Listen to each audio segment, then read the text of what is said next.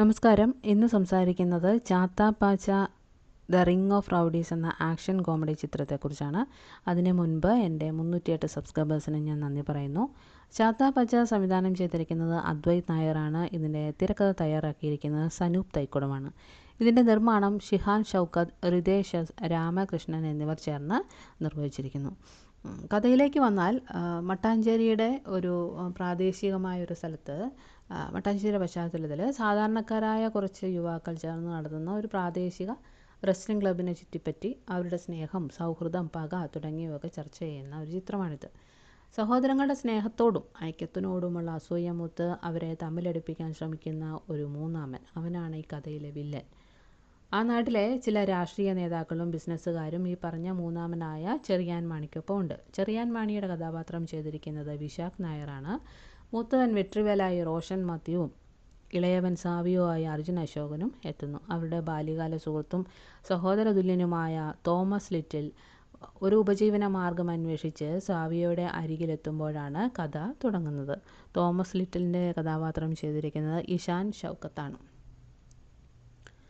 മൂത്തവൻ വെട്രി ആ സമയത്ത് ഒരു കേസിൽപ്പെട്ട് ജയിലിലാണ്. വെട്രിയുടെ ഭാര്യയുടെ മരണശേഷം അയാളുടെ മകൾ റോസമ്മയെ സാവിയോ സ്വന്തം മകളെ പോലെയാണ് കരുതുന്നത്.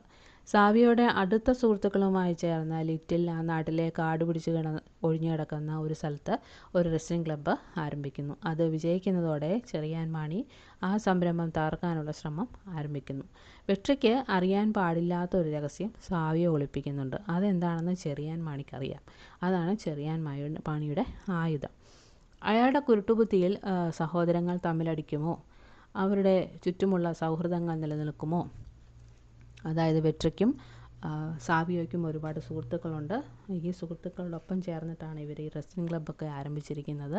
അപ്പോൾ ഈ സൗഹൃദങ്ങൾക്കിടയിലേക്ക് ചെറിയാൻ മാണി എന്ത് കുരുത്തക്കേടും കൊണ്ടാണ് വരുന്നത്. പ്രശ്നങ്ങൾക്കിടയിൽ റോസമ്മയുടെ ഭാവി എന്താകും തുടങ്ങിയ കാര്യങ്ങളൊക്കെയാണ് തുടർന്ന് ചിത്രം സംസാരിക്കുന്നത്. വ്യക്തിപരമായിട്ട് പറഞ്ഞാൽ എനിക്കിതിൻ്റെ ആദ്യ ഭാഗത്തെ കഥയുടെ നരേഷൻ തീരെ വർക്കായിട്ടുണ്ടായിരുന്നില്ല. അതൊരു എവിടേക്കോ ഒരു മിസ്സിങ് ഫീലാണ് ഇൻ്റർവെൽ വരെ തോന്നിയത്.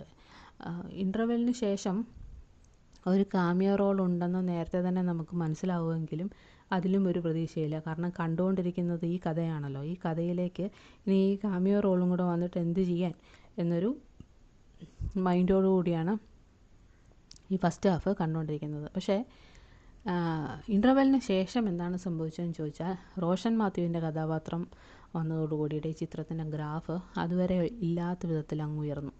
മനുഷ്യർക്ക് സ്പോർട്സിനോടും സാഹസികതയോടും പോരാട്ടങ്ങളോടുമുള്ള ഒരു താല്പര്യമുണ്ടല്ലോ, അതാണ് ഇവിടെ വർക്കായതെന്ന് തോന്നുന്നു. അതായത് ഇതിനകത്ത് ഭയങ്കരമായ പരസ്പരമുള്ള ഇടിയും യുദ്ധവും ഒക്കെ നടന്നുകൊണ്ടിരിക്കുമ്പോൾ നമ്മൾ വിചാരിക്കും നമുക്കിട്ടാണ് ഇടിയെടുക്കുന്നത്, നമ്മൾ വിചാരിക്കും നമ്മളാണ് ഇടി കൊടുക്കുന്നതെന്ന്. ആ രീതിയിലേക്ക് ഈ കഥയിലേക്ക് മനുഷ്യരെ ഇൻവോൾവ് ചെയ്യിക്കാൻ വേണ്ടിയിട്ട് അദ്വൈത് നായർക്ക് കഴിഞ്ഞിട്ടുണ്ട്. അർജുൻ അശോകനും റോഷനുമൊത്തുള്ള കോമ്പിനേഷൻ സീനുകൾ വളരെയധികം മികച്ചു നിന്നു. പിന്നെ ഇവർക്ക് കുറച്ച് സുഹൃത്തുക്കളുണ്ട്. അവർക്കെല്ലാം ഓരോരോ വെറൈറ്റി പേരുകളുണ്ട്. ദർശൻ സാബുവിൻ്റെ കഥാപാത്രത്തിന് കടൽക്കൊമ്പൻ എന്നാണ് അവർ വിളിക്കുന്നത്. വൈഷ്ണവ് ബിജുവിനെ ജാങ്കോ സുൽത്താൻ എന്ന പേരിൽ അറിയപ്പെടുന്നത്. ശ്യാമപ്രസാദ് ആണെങ്കിൽ ഭസ്മാസുരനാണ്. ദേഹം മുഴുവനും ഭസ്മമൊക്കെ വാരിയിട്ടുകൊണ്ടാണ് ഇദ്ദേഹം ഇടിക്കാൻ വേണ്ടിയിട്ട് ഇതിൽ കയറുന്നത്. പിന്നെ വേറൊരു കഥാപാത്രമുണ്ട്. ഇവർക്കൊപ്പം നിന്ന് ഇവരെല്ലാം പ്രോത്സാഹിപ്പിക്കുന്ന ഉമ എന്ന് പറയുന്ന കഥാപാത്രം ലക്ഷ്മി മേനോനാണ് അത് ചെയ്തിരിക്കുന്നത്. വേദിക ശ്രീകുമാർ കുട്ടിയുടെ കഥാപാത്രം റോസമ്മ.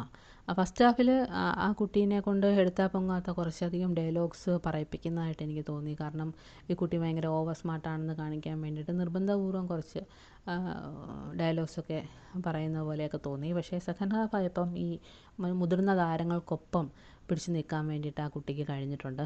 ആ കുട്ടിയും വളർന്നതായിരിക്കും അവർ. പക്ഷേ ഇത്രയും നാളത്തെ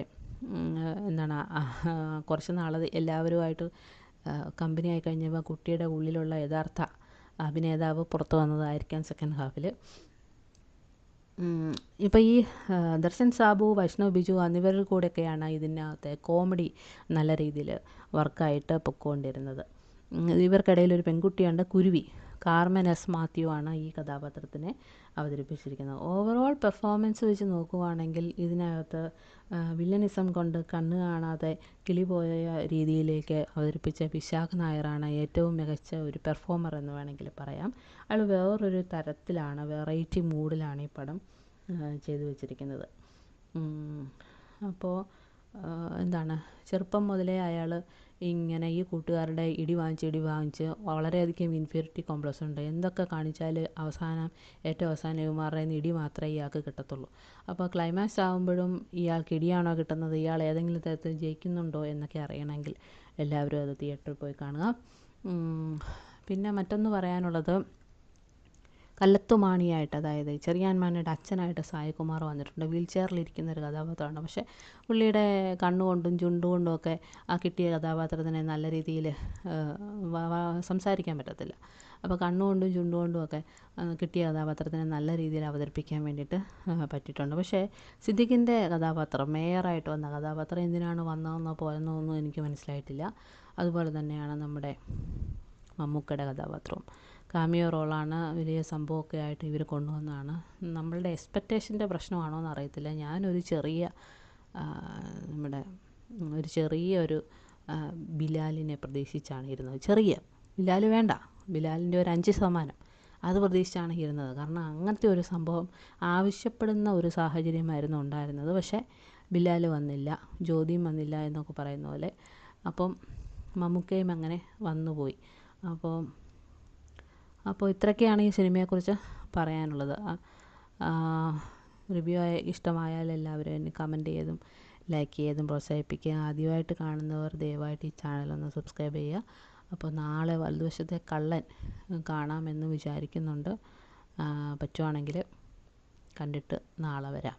എല്ലാവർക്കും ശുഭരാത്രി.